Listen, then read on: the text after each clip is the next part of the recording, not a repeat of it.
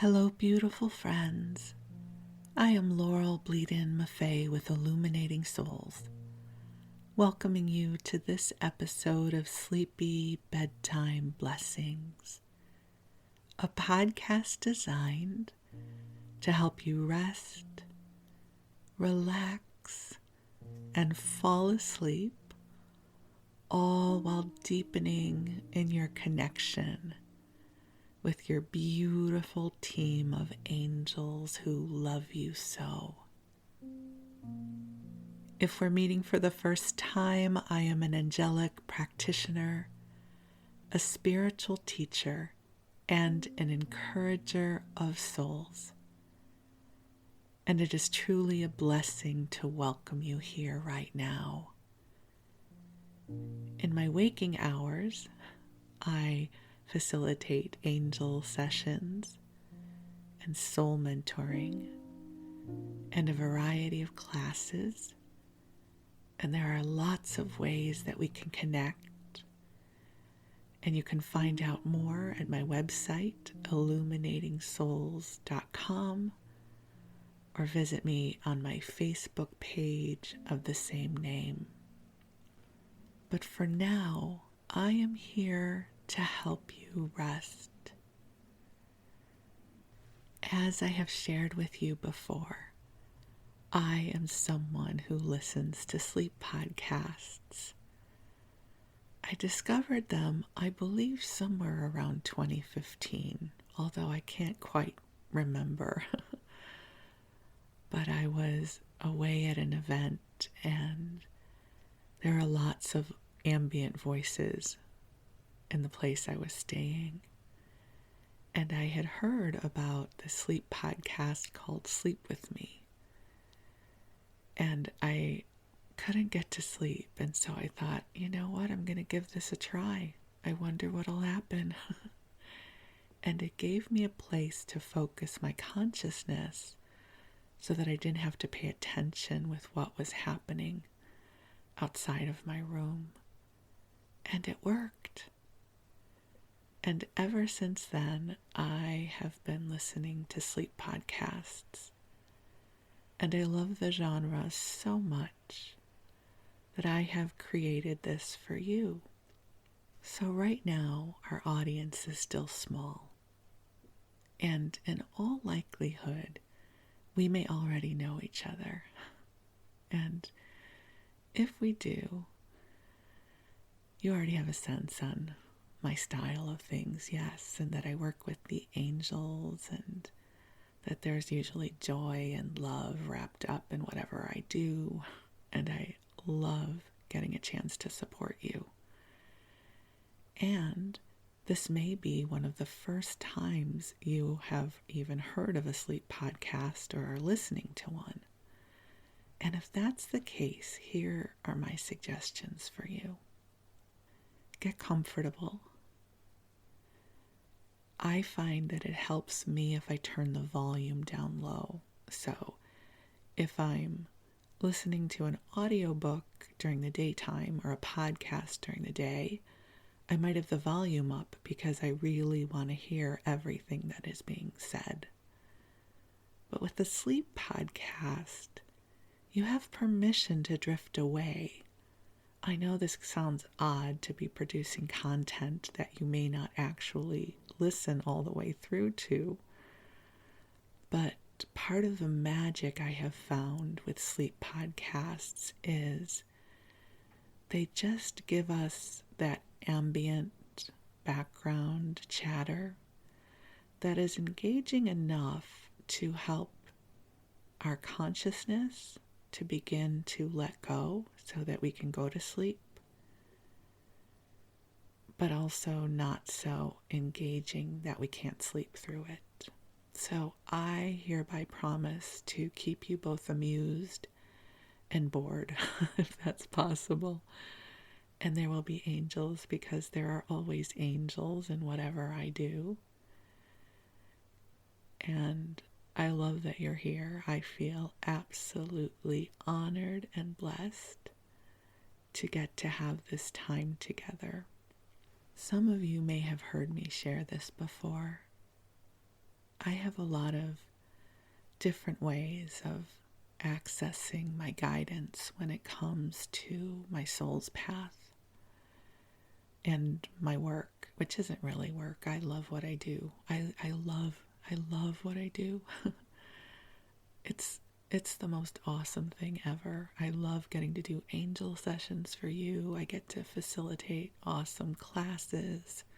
I get to connect with big, bright souls, and I feel really blessed. And also, I reach these times on my path where I have no idea what to do next.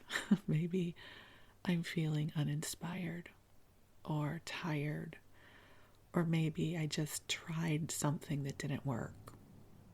And,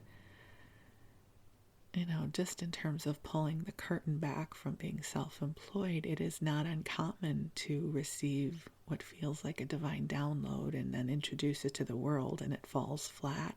That happens. It's okay. And so when that happens, I have to reset.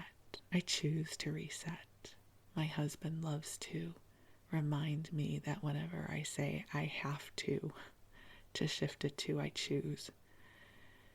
So I choose to reset.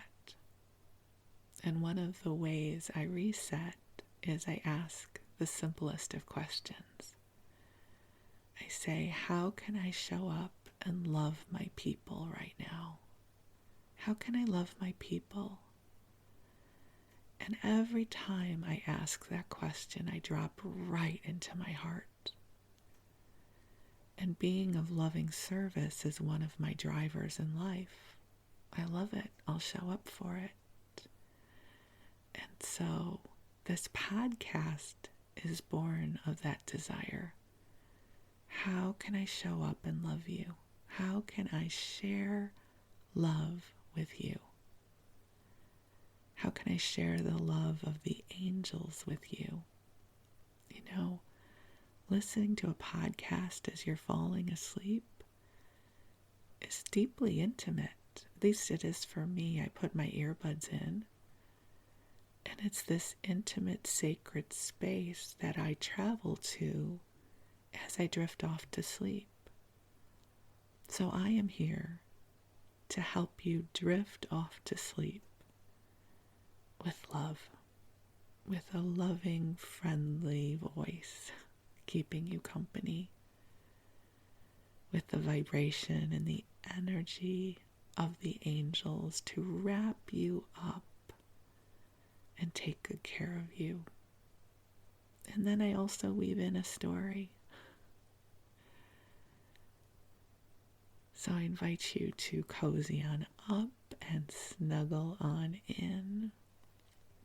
I don't know how you feel about crawling into bed, but it is one of my favorite times of day. Ever since I became an adult who could choose my own bedding, I have opted towards deep comfort, big fluffy comforters, and lots of pillows. I use so many pillows. And then there's extra blankets, and if the night's going to be chilly, I get excited because it means I can add more blankets. I definitely love a comfy bed. So when I invite you to cozy on in and snuggle on up, that's because that's my favorite thing to do at night. I get so excited. I'm like, ooh, I get to go to bed now. And so as you get ready for bedtime, the angels and I are sending you love. And all you have to do is receive.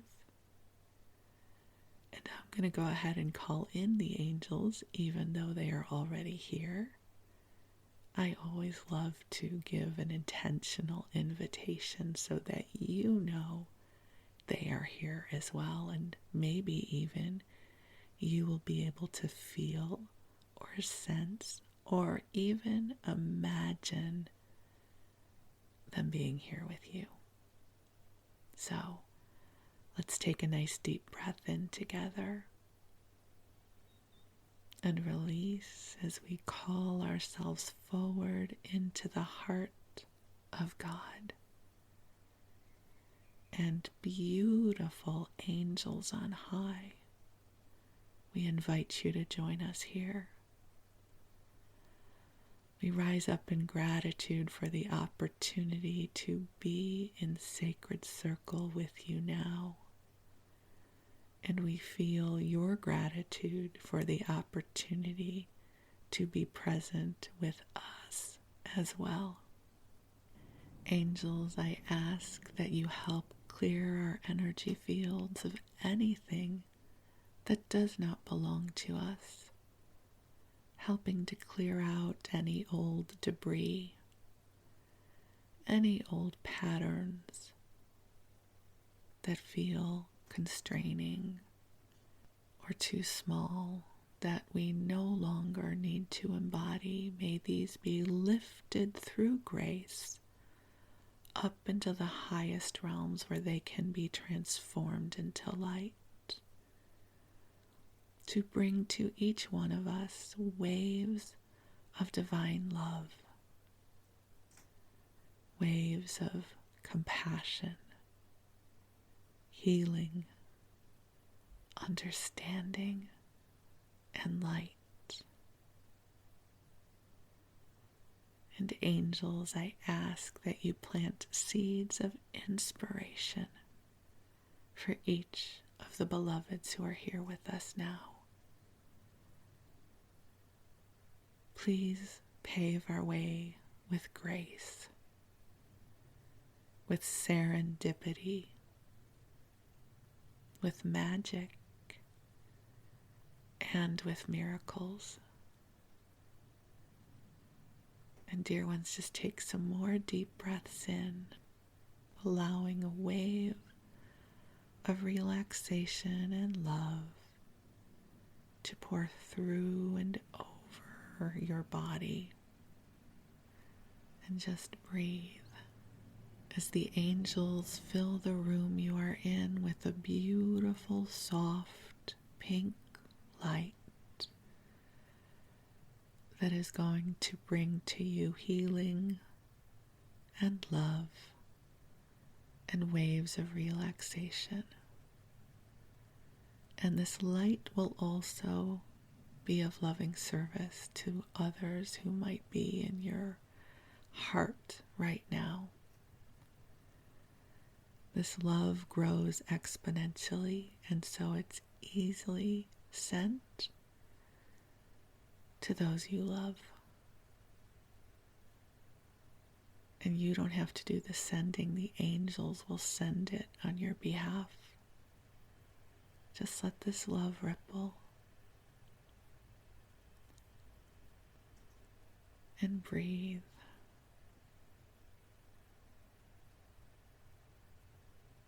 And allow yourself to come present to this loving frequency that is here for you.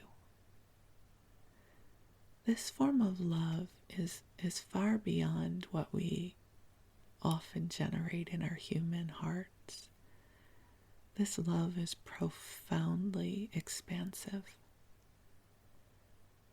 I contemplate this as a building block of the universe. This love nurtures. It nurtures in us that which we have always been. As beloveds of God, you are born of the breath of God. You are here on purpose. You are a bringer of light. You make this world a better place simply by being here. And just breathe in and know that in this moment, your angels are whispering words of encouragement and guidance to your soul. That your conscious mind may not know them or hear them, but your soul knows. Your soul knows this expanse of love. It is familiar.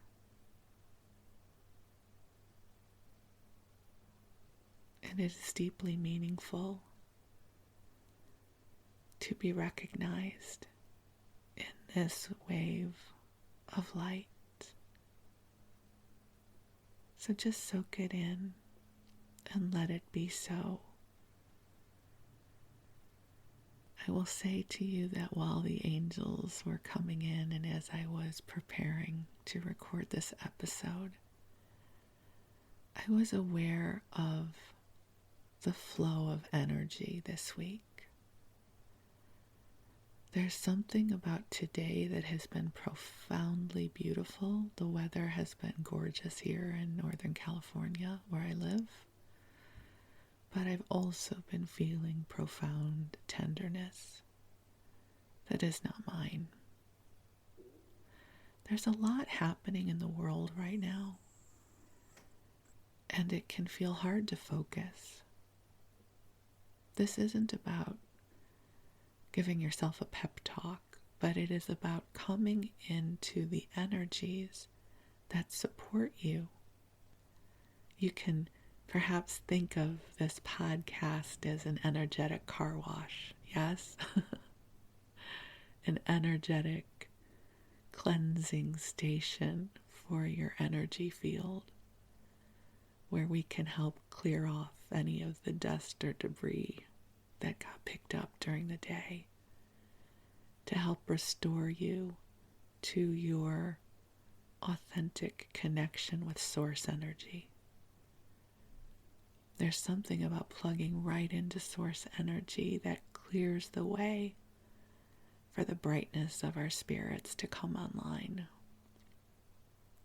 You don't need to know how to do this because you already know, just intend it to be so. Sometimes I vision a beautiful column of light coming into my crown chakra from source energy, and usually I visualize this as beautiful golden light, and I imagine it streaming in, and I imagine how it would feel. And I am purposefully using the word imagine because our imagination can unlock a gateway to our divine knowing. So just imagine with me that this beautiful column of golden light is coming to you, filled with that beautiful source energy. And it is clearing and calibrating your energy field to make it easier for you to connect with and remember who you are as a divine being in human form. You are a blessing here on earth. Truly you are. And you are worthy of a good night's sleep.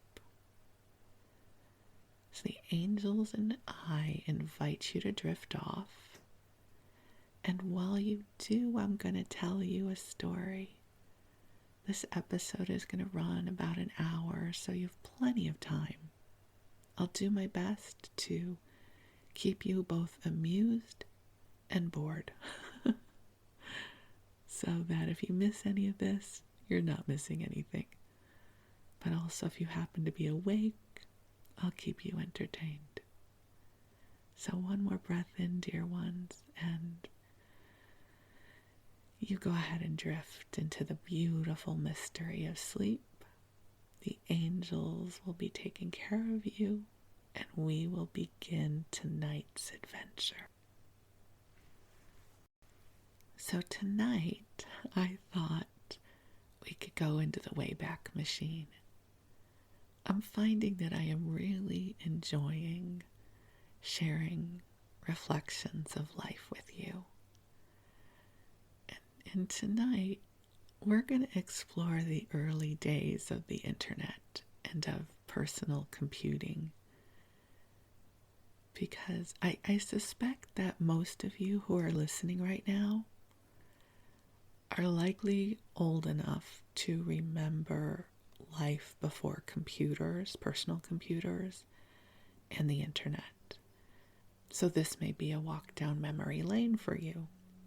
But also, there may be those of you listening who grew up with the internet.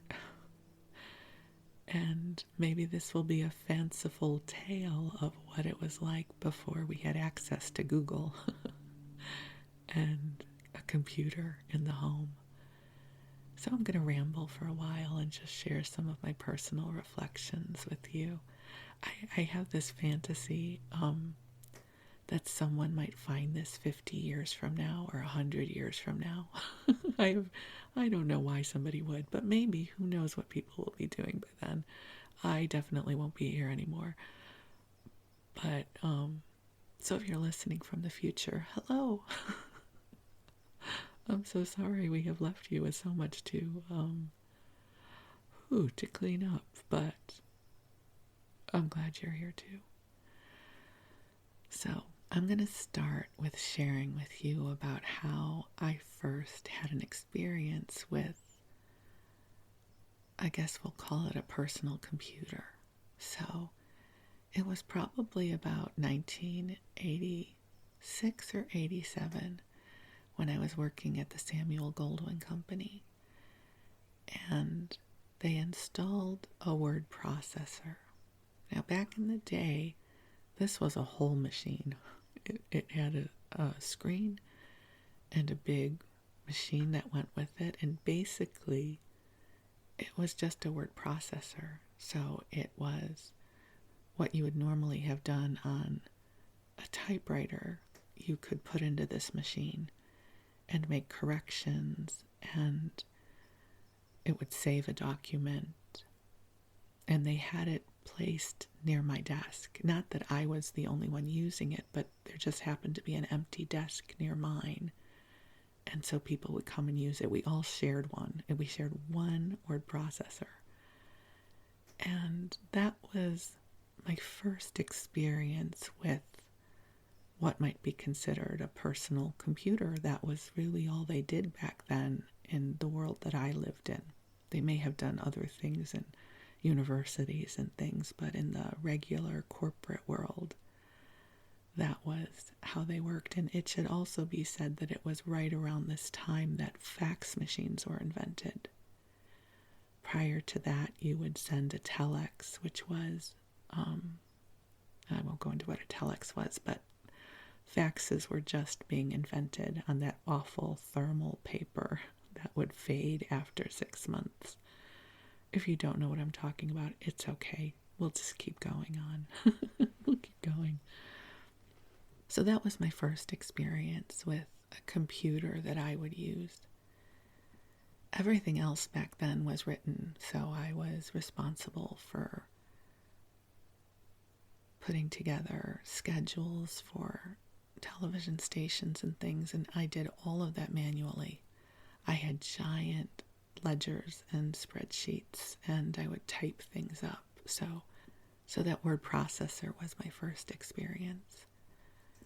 Within a year or two, I went to work for another company, and I was an executive assistant to the owner of the company, and he was really a visionary. And I could do a whole episode on him because you would likely know who he is if I shared more about him, but I'm not going to because it's not about that yet. And don't try and guess. He's not somebody who's so super famous that you'd be like, wait, you were working for Jeff Bezos. It's nothing like that. But this man that I was working for really was a visionary. I don't know that I knew that at the time, but he was way ahead of the curve in many ways.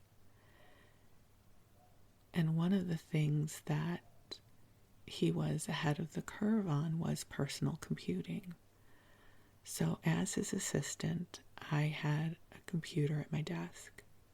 So the first time that I had a computer that I was responsible for. And back then, computers, I can't remember if the Apples were out at that point, but ours was a DOS-based computer, which now would be called a PC. And the computer had a dial-up modem, and part of my training, so the person I was replacing was training me, and he had to teach me how to use this computer, which was DOS-based. Windows didn't exist then. So in order to run a program, you would go to the C prompt, and then you would type in CD for change directory, /, and then the program you wanted to run. So if I wanted to run Word, I would put in CD /Word. So that part I could get with because that was similar to the word processor I had used in my old job. But now we were getting fancy in that he wanted me to use this computer to book air travel, which back then we did through Easy Saber, which was its own program. You would have to go into the modem, dial up Easy Saber, and then using a series of DOS prompts, book his air travel, which to me felt cumbersome and difficult, and I had pages and pages and pages of notes on how to do this. Because there was no internet. I couldn't Google how to book air travel. I just had my handy dandy notes that my predecessor had helped me put together. And I think we also had access to Nexus Lexis for news. And I remember thinking how silly it was to have to do this online. Shows you what kind of, early adopter I was. Because I could just call the travel agent, who was a really nice guy who I liked to talk to. So if I had to book travel, why wouldn't I just not call him up and say, hey, can you get us some air travel to Santa Fe this weekend? And so I would kind of surreptitiously call the travel agent when I was supposed to be doing this online, which wasn't even called online at that point. Online was not a term that we used. And I remember one day he wanted me to book something, and he happened to be walking by my desk and noticed that I was on the phone with the travel agent. And he said, Laurel, why aren't you doing that on Easy Saber? And I said, I just thought it'd be easier. He goes, I want you to learn how to do this on Easy Saber. And I was like, oh no, okay. And so I sat there, CD / Easy Saber. And then the modem dialed up, which I will not make the noise of because you are trying to sleep.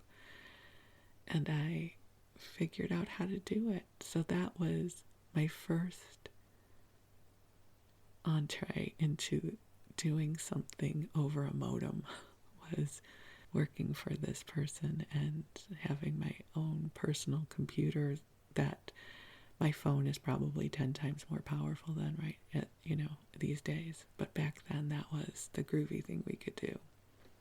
And I also did other things that just sort of grew to other things on the computers, and I won't go into that part because this is really about the early days of the internet, so we're going to go to some other parts of the development. I just thought I would squeeze that in there about the early days of personal computing.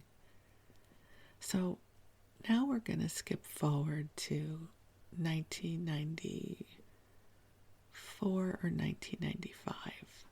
The first real online program that a lot of the masses used was AOL.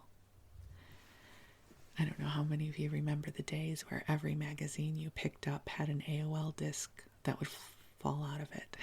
We all had many, many invitations from AOL to sign up.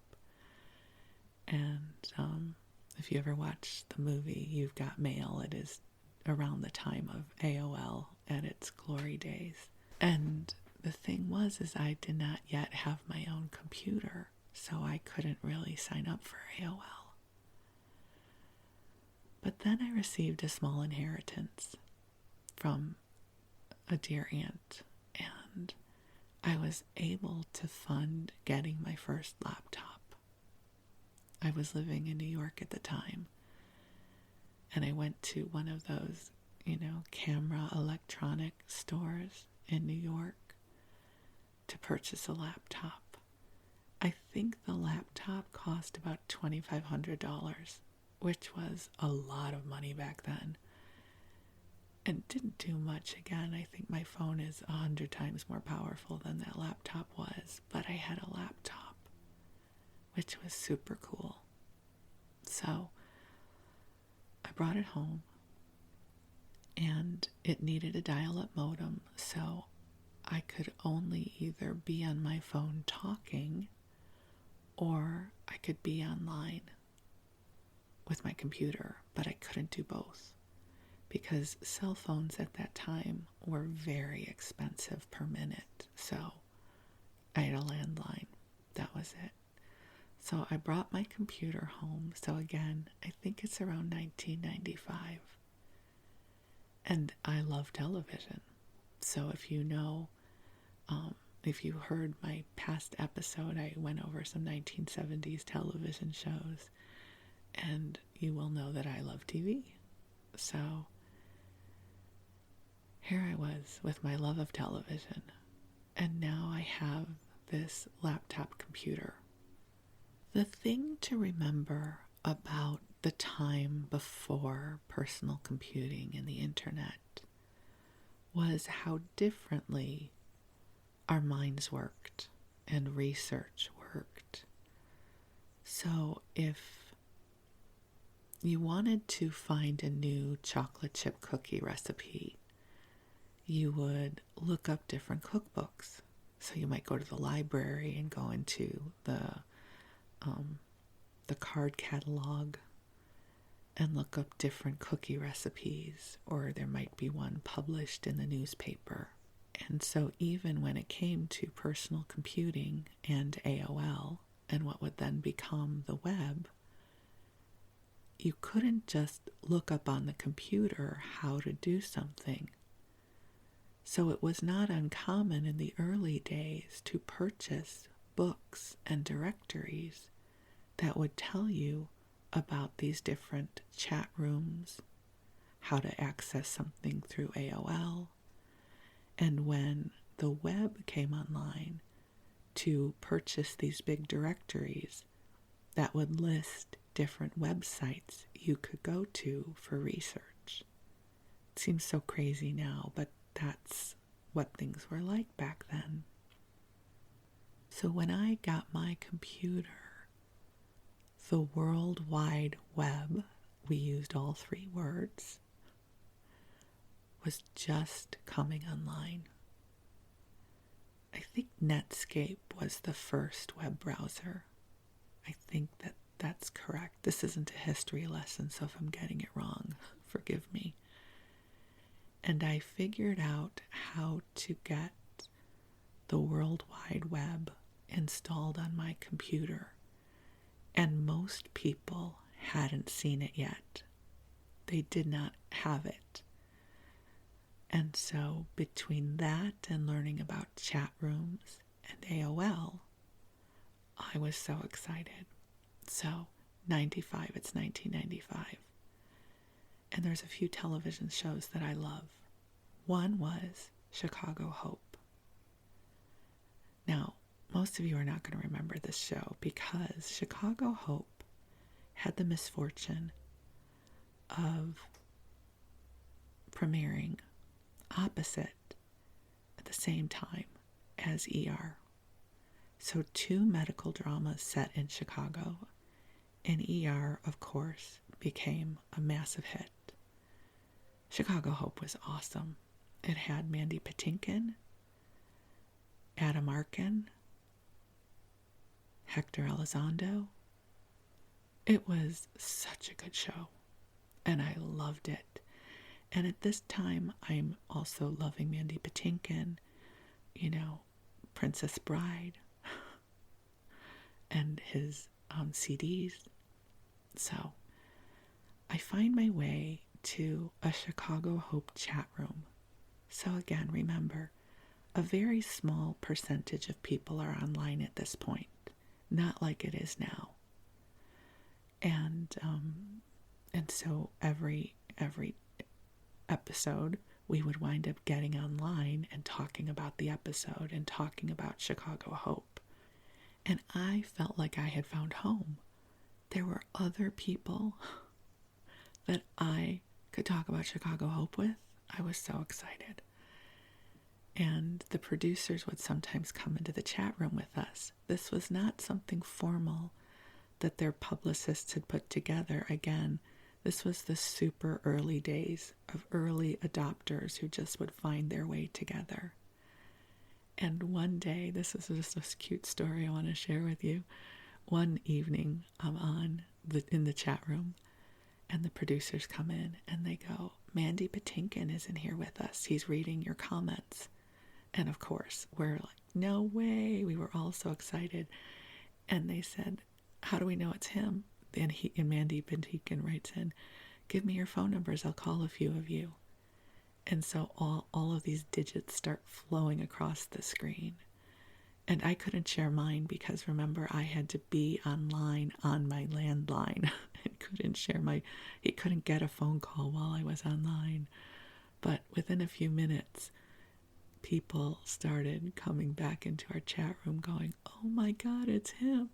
He said, my name is Inigo Montoya. You killed my father. Prepare to die. And we were agog. We were so excited. And that, to me, was one of the super cool experiences of the early days of the internet, when magic would just happen because the audience was so small.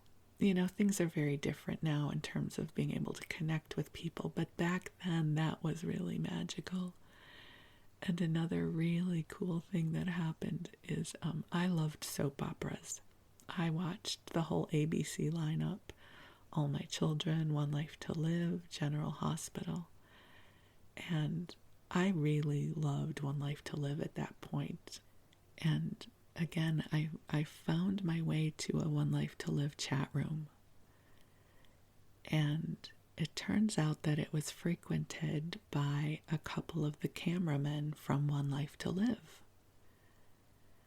And we started chatting, and somehow in the chat room, I shared that I was on the World Wide Web. Again, you had to use all three words. It wasn't just the web at that point. I was like, I'm on the World Wide Web. And they were fascinated. They said, what is it like? What does it look like? And they said, we'd love to see it. And I said, well, I could come to New York and show it to you. I lived in Westchester County at the time. I was in Tarrytown, which is about 45 minutes out of Manhattan. I said, I could come to New York and show you. They're like, yes, yes. And so they arranged for me to get to come down to the studio where One Life to Live was shot so that I could demo the World Wide Web for them.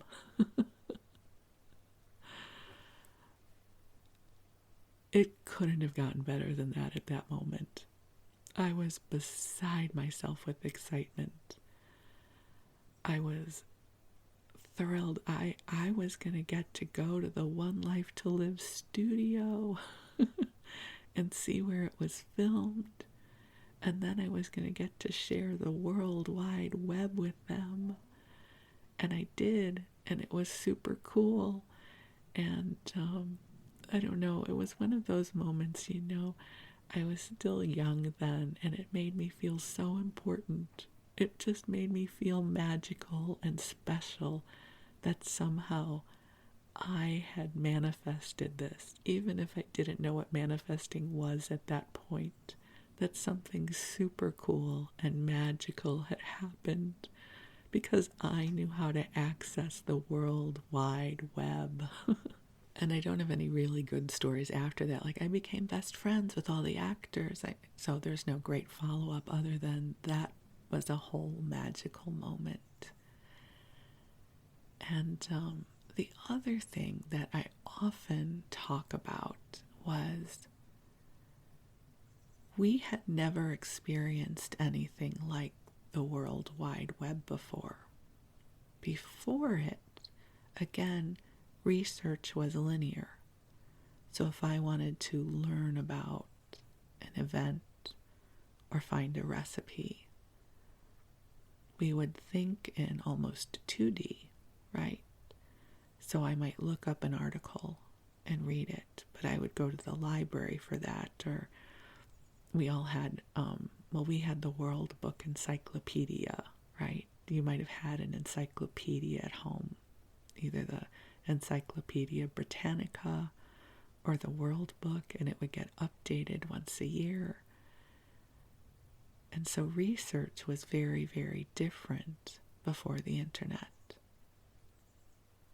So I remember when I first started using the web, that this experience of clicking on a hyperlink and it would take you through a portal almost. It would take you through the link into something else.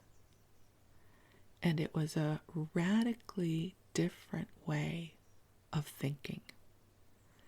And I even remember having dreams where I could feel my brain rewiring to this radical new way of processing data.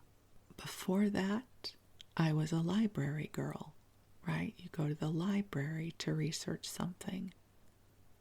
And even though I had learned how to use Easy Saber or Nexus Lexis on a DOS-based computer, it was nothing like the internet, where you simply would click a link and be taken into a new universe. You know, before that, you had to almost know what your task was and what you were looking for, and use your intellect to figure out how to get there. This idea that there was this intuitive engine building intelligence that you would click on a link and be taken into a new portal. Our minds had never had to process data in that way before. And I had several weeks of dreams where my mind was rewiring. I would be clicking links in my sleep, and I could feel my consciousness shifting to accommodate this new way of contemplating our world. I often think of that because it is a reminder that our consciousness is resilient and ever evolving. You know, now we don't think twice about clicking on a link to get the information we want, but it's really important that we recognize that that relationship with data and researching is less than 25 years old. A lot of us did not get on the internet until the late 90s. And now it's such an integral part of our lives and our consciousness and our history. So it's not much, 25 years is not a lot of time. Some of the other things that I remember from that time was I don't know that I'm not proud of this, but I was an early adopter of Amazon. So I made my first purchase through Amazon. I just looked it up because it's all in my Amazon history. I made my first purchase from Amazon on December 5th of 1995. I bought a book by Meryl Marco, what my conversations with my dogs have taught me, something like that. And another book about cats. I must have purchased them as presents to someone. And in 1996, I purchased a book that I sent to my parents. And I thought Amazon was such a cool idea that you could buy books online and they would send them to you. And I was such an early adopter of Amazon that the first 2 years, maybe 3 years, that I was purchasing from them, they sent out Christmas presents. So one year I got a mouse pad that said Amazon on it. And the next year I got a travel mug. It was a plastic travel mug, not the cool stainless ones that we have now. That was a radically different business model. Amazon is not the 10-ton gorilla that it is now. They were a much smaller company. And, just as an aside, for being an intuitive person, I am terrible with the stock market. I mention this because at some point I purchased AOL stock, I purchased Amazon stock, and I purchased Netflix stock. Not a lot, just a little bit. I didn't have a lot of money then. And you go, that's great though. At least with, Amazon and Netflix, those are great stocks. Well, they weren't when I sold them. So I bought some AOL shares right before they merged with Time Warner, and their stock price went into the toilet. So yeah, that was me. And I bought Amazon stock, and then I thought, it's not going anywhere. I'll sell it. This was before they became the 10-ton gorilla. And then I had Netflix stock, which I thought, I don't know where they're going. This DVD thing by mail, it's interesting, but I don't know that they're going to grow. And I sold the stock right before they went into the streaming business. So just so we're clear, you never want to come to me for stock market advice. I think somewhere in my life agreement, it said you will never be able to make $1 jillion in the stock market, Laurel Bleadon-Maffei. So yeah, don't listen to me when it comes to that kind of stuff. So those were some of my early experiences, and one of the things I loved so much about the early days of the internet and chat rooms was that whatever the micro interests were, I could find other people to talk to about whatever I was interested in. I used to hang out in astrology chat rooms and chat with people from around the world who were these amazing astrologers.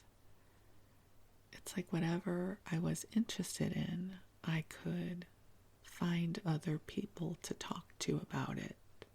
And, these days we take for granted that they are tracking data on us for everything, and the algorithms exist so that if you like this kind of music, you'll like that other artist, right? Or you go into Amazon, and if you've purchased a certain kind of cereal, they'll say, have you thought of this other kind of cereal? And I want you to know that I was so hungry for that. Not the cereal, but the algorithms. Back in those days, from 95 till, 97, I worked for a company that processed sales data for the music industry and the video industry. And at the time, I was in love with several folk artists who never got radio play. And I kept saying to people, listen, there has to be a way to build a program that says, if you like this artist, you should try these other artists. And people would say, yeah, I don't know if that's possible. I didn't know how to build something like that. But now that exists, right? Now that's a part of life. If there's an artist I like, if there's a show that I like on Netflix, I'll instantly get dozens of other recommendations. But way back in 1997, that did not exist. And I remember going into these meetings and suggesting that we somehow find a way to build these programs that would do recommendations like that, and people did not seem profoundly interested. Little did we know what kind of world we were going to be creating. So from those early days, moving forward, it's fascinating to me now what is available to all of us. I know there's a dark side to all of this data being accumulated, but for right now, I'm just really enjoying being in the innocence of our early days together on the internet. I met some wonderful people and had some absolutely magical experiences. And I knew that it was going to change the world. Not everybody did. Not everyone understood my level of enthusiasm. I was like, this is going to change everything. This is going to be the great equalizer. I couldn't really see what was going to come. I didn't necessarily see the damage that it would also create, but the early days were joyful. I think even I came onto Facebook in December of 2009, and I was a little late coming to the party with Facebook. And I just remember how interesting it was to be able to connect with people I had gone to grammar school with, or college friends. Again, the innocence of Facebook back then, before we knew what it would become. And, Facebook changed the face of my business. I think many of you who are listening now, we found each other through Facebook. So there are many, many blessings that have been bestowed from this monolith that is the internet. And our consciousness now learns a different way to process. When I used to, especially around 2008 to about 2010, when I was channeling Josephus, and the angels would talk about how different these new children will be, because they are growing up processing more data points and stimulus than any generation has ever had to process before. And I often think about that. The amount of consciousness or data points that I had to process when I was younger is so much smaller than what children now process. It's like we're in this constant space of stimulation, and it's a world that runs 24/7. And I think that's one of the reasons I so appreciate the invitation to sleep and rest and disconnect. So lots of magical stories here, and maybe you have yours. What was one of your first super cool experiences on the internet? Do you remember? Did you bump into someone you haven't connected to in a long time? Or did you have a niche you were interested in, whether it was creativity or a television show or something that you loved and you were finally able to connect with other people about it. I'm so grateful that this happened because I found you, right? A podcast exists because of the internet. It's like it's a part of our lives. It is a part of the breath of consciousness that we're in these days. And so here's to this weird, wild societal development that has taken place in our lifetimes.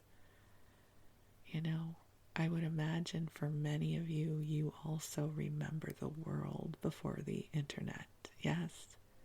How many of you remember having to go to the library to do research, and you would get out the microfilm or the microfiche and try to find a newspaper article on something you had to write a paper for? And now it's just all there. It's crazy. And it's awesome. It's amazing. What a miraculous time we live in. Who knows what's coming next? But I am grateful I get to be here with you. So, my beautiful friends, here is to living in a time of miracles,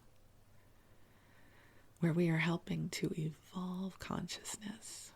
And I'm glad that you're here and we get to connect over this newfangled thing called a podcast that you can download from somewhere that we don't quite understand. And then I get to whisper to you as you drift off to sleep with lots of love from the angels. So I love you very much. I wish you the sweetest of dreams, and we'll talk again soon. Thank you.